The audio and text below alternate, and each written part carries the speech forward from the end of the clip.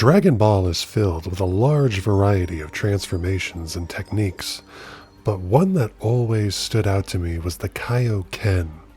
The KAIOKEN, or King Kai Fist, is a divine technique created by, you guessed it, King Kai.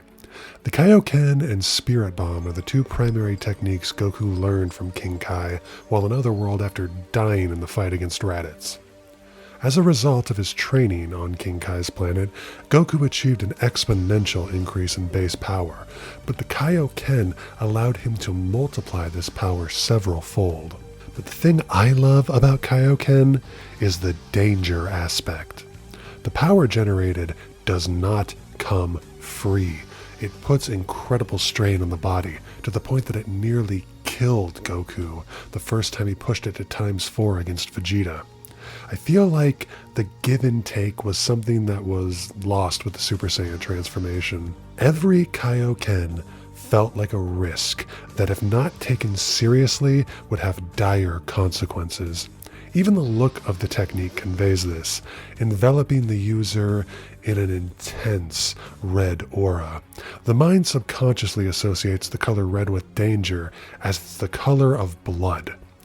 This is why all kinds of things, from stop signs to emergency stop buttons for machinery, are all red. I had a woodshop teacher way back in middle school that explained this concept very well.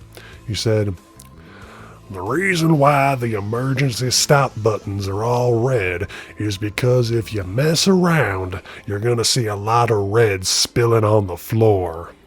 Even when Goku learned to use the KAIOKEN at much higher levels due to his training on the way to Namek, it still carried weight and impact every time it was used. Even when the KAIOKEN wasn't cutting it against Frieza, the fact that it wasn't enough carried great narrative weight, truly showing how terrifyingly powerful Frieza was, and gave the fight a sense of hopelessness that led to Goku having to resort to the Spirit Bomb, which would eventually lead up to Krillin's tragic death in the Super Saiyan transformation. While I was sad to see it go, Super Saiyan rendering the KAIOKEN obsolete made perfect sense story-wise, as the Super Saiyan form involves an explosive release of power that is largely triggered by fury. The KAIOKEN, on the other hand, requires a calm and focused mind to use properly. Otherwise, the fighter using it risks ripping their body apart. While I'm a big critic of Dragon Ball Super, I love how the KAIOKEN has been made relevant again. The Super Saiyan Blue form requires a tranquil mind and careful control of one's chi, which is practically the complete inverse of traditional Super Saiyan. So it makes sense that Goku would be able to stack KAIOKEN on top of Blue. And visually, it's honestly just stunning with the fiery red aura surrounding the blue one, as if maintaining the blue form was the only thing keeping KAIOKEN from completely consuming him. The delayed onset ki disorder also made the form feel dangerous again and not to be abused. I really wish they kept that concept in Super, because without consequences, KAIOKEN loses so much excitement in the story and just becomes another boring, risk-free power amp that can be flippantly brought out at any time and subsequently render all tension in the fight completely null. I long for the days in Dragon Ball when power amps were dangerous.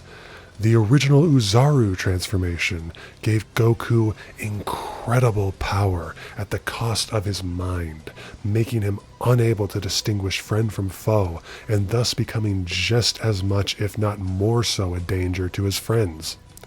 Even amps that weren't based on technique or transformation were dangerous, like the Ultra Divine Water that could have just as easily killed Goku, making it extremely risky. Or even gravity training in Z, where Goku and Vegeta nearly died in the process of attaining greater power through it. But it seems like those days are largely in the past and in the hearts of true Dragon Ball fans. In conclusion, KAIOKEN is cool. It looks cool, its concept is cool, and its revival in Super was one of my favorite things in current Dragon Ball. What do you think about it? Is KAIOKEN overrated? Do you prefer if it remains in the past? I'd love to know. Thank you for watching.